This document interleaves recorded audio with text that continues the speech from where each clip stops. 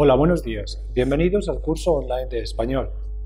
Me llamo Carlos Izquierdo Tobías y soy exprofesor visitante de Jamia Millia Islamia en Nueva Delhi. Ahora nos encontramos en el módulo 22 del paper Introducción al cine latinoamericano. El título de este módulo es Miguel Litín, en el que hablaremos sobre este cineasta chileno. Uno de los cineastas centrales del nuevo cine chileno y latinoamericano, Miguel Litín nació en Palmilla, Chile, el 9 de agosto de 1942 en el seno de una familia de inmigrantes. Su padre, Hernán Litín, era palestino y su madre, Cristina Cucúmides, era griega.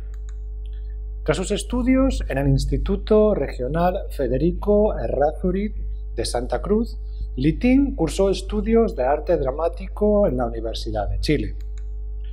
Llegó al canal de televisión de la Universidad de Chile, donde realizó entrevistas y adaptó obras teatrales. A mediados de los años 50 se había fundado en la Universidad de Chile un cineclub cuyas actividades lo harían el precursor del Centro para el Cine Experimental, institución que comenzó bajo la dirección del documentalista Sergio Bravo. Bajo la influencia de esta institución, comenzó Miguel Litín su carrera en el cine trabajando como asistente de dirección en el cortometraje de Elvio Soto, Yo tenía un camarada, y como actor en El analfabeto y Ana, también cortometrajes de Soto. El cine documental que el centro promovía fue también una inspiración para la futura obra de Litín. Miguel Litín se ha definido a sí mismo como marxista-leninista. Desde su primer documental Por la tierra ajena de 1965 y su primer largometraje de ficción El chacal de Nahuel Toro de 1969, ya se pueden ver muchas de las pautas estéticas e ideológicas que conformarán la obra del cineasta que nos ocupa, como su profunda preocupación por la situación sociopolítica de su país, que luego se extenderá a toda Latinoamérica, y su compromiso con los sectores populares de la sociedad. En su obra cinematográfica, que desarrolló tanto en Chile como en el exilio, encontramos una exploración de momentos y personajes de la historia de Latinoamérica que representan la lucha por una sociedad volcada con los sectores más desfavorecidos. La revolución sandinista en Nicaragua, el asesinato del presidente chileno Salvador Allende y el golpe militar de Augusto Pinochet, las luchas de campesinos y trabajadores a lo largo del continente han sido algunos de los eventos que ocupan su obra. Miguel Litín es también autor de dos novelas, El viajero de las cuatro estaciones, publicado en 1990, y El bandido de los ojos transparentes, de 1999. Vamos a hablar ahora sobre las primeras películas de Miguel Litín. Las primeras obras de Litín como realizador se crearon en el entorno de cine experimental. En el documental Por la tierra ajena, Miguel Litín ya abogaba por la temática comprometida con la realidad que definirá toda su obra. En este filme, el director, mostrando la pobreza infantil de las calles de Santiago, denuncia las desigualdades sociales del país. En 1969 se estrenó la que iba a ser una de las obras clave del nuevo cine latinoamericano, El chacal de Nahuel Toro. Todavía con cine experimental, Miguel Litín consiguió con esta obra denunciar el ostracismo que sufrían los campesinos del país y los sinsentidos de la justicia chilena. El filme se basa en un crimen ocurrido en los años 60 en la localidad rural de Nahuel Toro, en Chile. Narra el sextuple homicidio perpetrado por un campesino analfabeto ebrio y cómo éste, tras recibir educación en la cárcel, se convierte en una persona de valores. Sin embargo, las mismas autoridades que finalmente le han dado la oportunidad de tener una educación, aprender un oficio y ser consciente de la gravedad de sus crímenes, terminan ejecutándolo. El chacal de Nahuel Toro arremete contra las realidades de los latifundios y las pésimas condiciones de vida de sus campesinos, el gobierno chileno, su ineptitud para resolver las desigualdades sociales del país y su contradictorio sistema jurídico. El filme propone una mezcla de géneros cinematográficos. La primera parte narra los eventos que conducen al múltiple homicidio y en ella prima el lenguaje documental y el de las noticias. La segunda parte cuenta las experiencias del campesino en el presidio y es mostrada de una manera más convencional. En el Festival de Cine de Viña del Mar de 1969 fue considerada junto con Valparaíso, mi amor, de Aldo Francia, y Tres tristes tigres, de Raúl Ruiz, como el origen del nuevo cine chileno. El filme hizo que su director adquiriera gran notoriedad pública. Su apoyo a la candidatura presidencial de Salvador Allende, de Unidad Popular, se materializó en el Manifiesto de los Cineastas de la Unidad Popular, del cual fue el principal redactor. En 1971, el gobierno electo de Salvador Allende lo nombró director de la empresa estatal Chile Films. Litín tuvo, sin embargo, que lidiar con la hostilidad de la vieja burocracia y los problemas financieros de la institución y dejó el puesto meses después.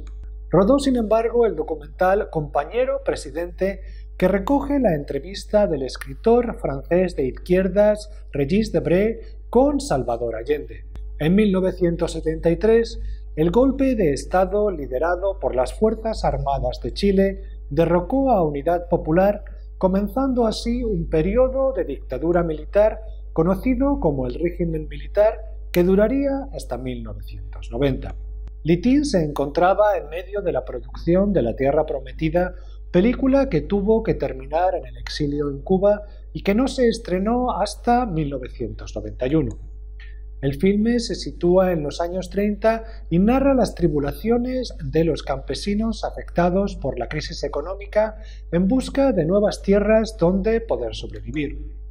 El régimen de Marmaduke Grove generó esperanzas entre los desposeídos, pero éstas se desvanecieron cuando los ricos propietarios se aliaron con el ejército, que intervino con violencia contra los desposeídos.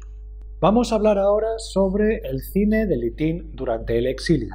Litín se instaló en México, país que lo recibió con los brazos abiertos. Con el apoyo del Banco Cinematográfico de México, Litín llevó a la pantalla en 1975 una novela de Patricio Mans bajo el título de Actas de Marusi.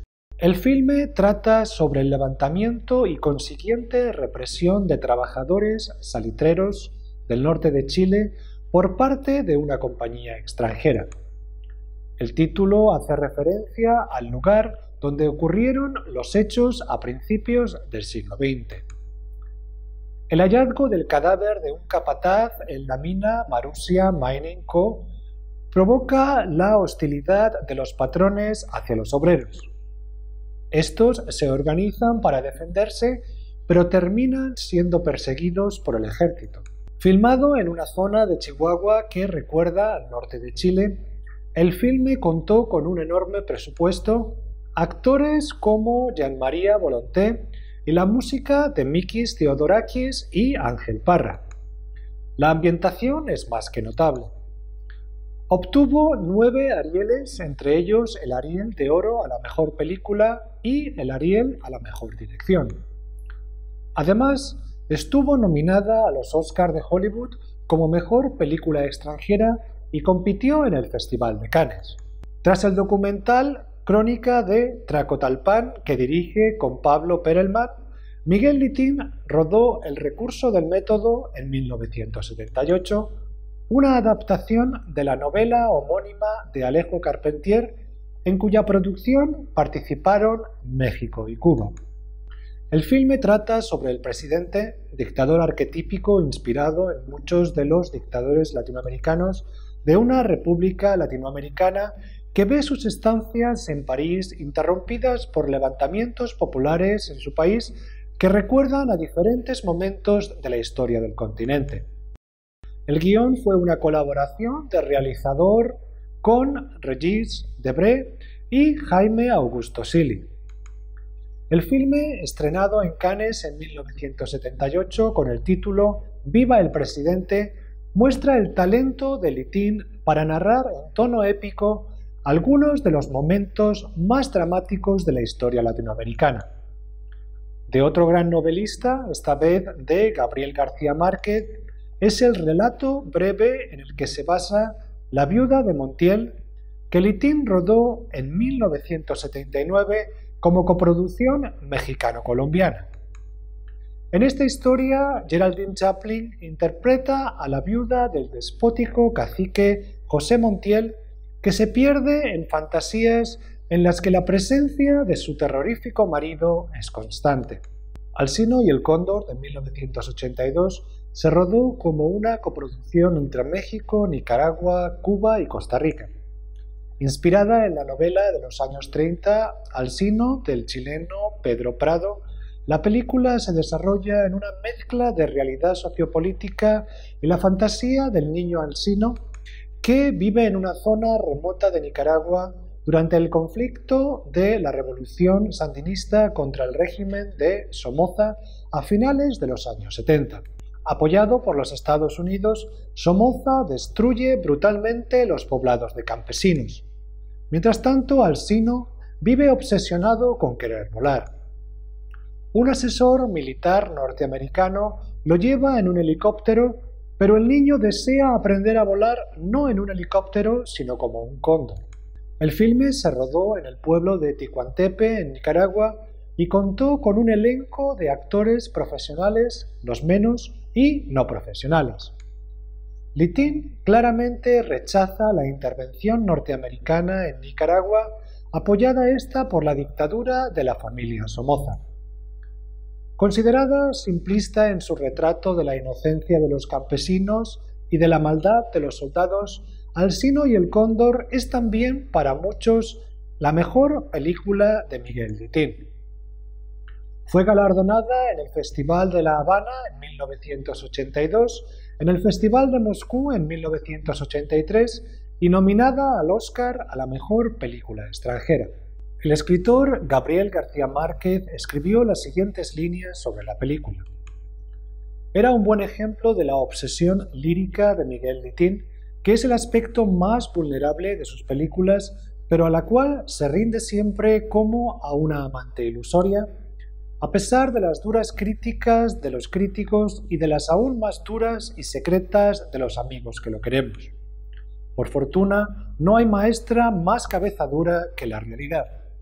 Recorriendo los campos de Nicaragua en busca de ambiente para su niño volador, en busca de árboles para que volara, en busca de justificaciones sociales para que fuera creíble la aventura de su Ícaro tropical, Miguel Litín descubrió en la memoria colectiva los recuerdos nunca contados de la Guerra de Liberación de Nicaragua y se encontró de pronto, tal vez sin saberlo, con una película distinta pero mucho más verídica y conmovedora que la que buscaba.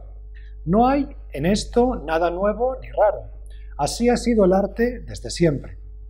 Vamos a hablar ahora sobre los dos regresos de Litín a Chile. Litín emigró después a España, donde colaboró con la televisión. En 1985, cuando Chile todavía vivía bajo la dictadura de Pinochet, el realizador regresó clandestinamente a su país de origen para rodar Acta General de Chile. Haciéndose pasar por un ejecutivo uruguayo, entró incluso en el Palacio de la Moneda. Tras rodar alrededor de 30 horas sobre la realidad sociopolítica chilena del momento, regresó a España para convertirlas en una serie televisiva de 4 horas coproducida por Televisión Española. La crónica de esta aventura fue narrada por Gabriel García Márquez en Aventura de Miguel Litín, clandestino en Chile. De todos los episodios destaca el último, dedicado a la figura del presidente Salvador Allende. En 1990, el director chileno rueda su última obra en el exilio, también con el apoyo de Televisión Española. Se trata de Sandino, que fue filmada en Nicaragua y reconstruye varios momentos de la vida del guerrillero nicaragüense Augusto César Sandino, que luchó contra la intervención norteamericana en el país y que luego murió traicionado por el futuro dictador Anastasio Somoza. Con una ambientación digna del mejor Litín, El filme contó con un elenco de actores de gran calidad y diversa procedencia, tales como Joaquín de Almeida, que interpreta a Sandino, Kris Kristofferson, que interpreta a un periodista norteamericano que entrevista al guerrillero, Dean Stockwell, Ángela Molina, Victoria Abril y Homero Antonucci, entre otros. En 1990, Litín regresa a un Chile ahora gobernado por Patricio Aylwin, el primer presidente de la transición democrática, y 2 años después, el cineasta se convierte en el alcalde de su pueblo natal. En 1994 rueda Los náufragos, que reflexiona sobre el difícil retorno de los exiliados por medio de la figura de Aarón, que regresa a un país en el que se siente desorientado mientras intenta saber más acerca de la muerte de su padre y la desaparición de su hermano. La película está construida como una compleja mezcla de recuerdos idealizados, un presente desalentador poblado por personajes derrotados y momentos más propios del realismo mágico. Vamos a hablar ahora sobre el cine de Miguel Litín en el nuevo siglo. Con Tierra de Fuego, en el año 2000, Litín regresa al cine de gran presupuesto. Coproducción con España e Italia, el filme sigue al ingeniero judeo-rumano Julius Popper, uno de los responsables del genocidio del pueblo amerindio Selknam Uona en Tierra de Fuego a finales del siglo XIX.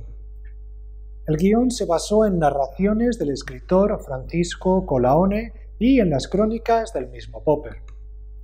Palestina se convirtió en el centro geográfico de 2 de los filmes que Litín rodó en el nuevo siglo: Crónicas Palestinas del 2002 y La última luna del 2005. El primer título es un documental rodado al principio de la Segunda Intifada y presenta imágenes de la vida cotidiana de los palestinos en los territorios ocupados, así como testimonios de tanto árabes palestinos como dirigentes políticos judíos. La última luna, rodada en árabe y en hebreo, es una obra de ficción situada en la Palestina de 1914 que habla sobre la amistad de un palestino y un judío. Es interesante destacar que Litín, descendiente de palestinos por parte de padre, echó mano para este filme de las historias de sus antepasados e incluso de lugares como la casa de sus bisabuelos. Las 2 últimas producciones de Litín regresan a la figura de Allende y la dictadura de Pinochet. Dawson Isla 10 del 2009 trae a la pantalla la historia de los ministros del presidente Salvador Allende que tras el golpe militar fueron enviados a la isla Dawson, en el estrecho de Magallanes, uno de los campos de presos políticos más infames de la dictadura chilena. Uno de esos presos fue el autor del libro en el que se basa la película, Sergio Bitar, que había sido ministro con Allende. El último filme de Litín, Allende en su laberinto, del 2014, sigue a un joven detective en su primer día de trabajo el 11 de septiembre de 1973 en el Palacio de la Moneda para narrar las últimas horas del presidente Salvador Allende. Y terminamos aquí el módulo dedicado a Miguel Litín. Muchas gracias.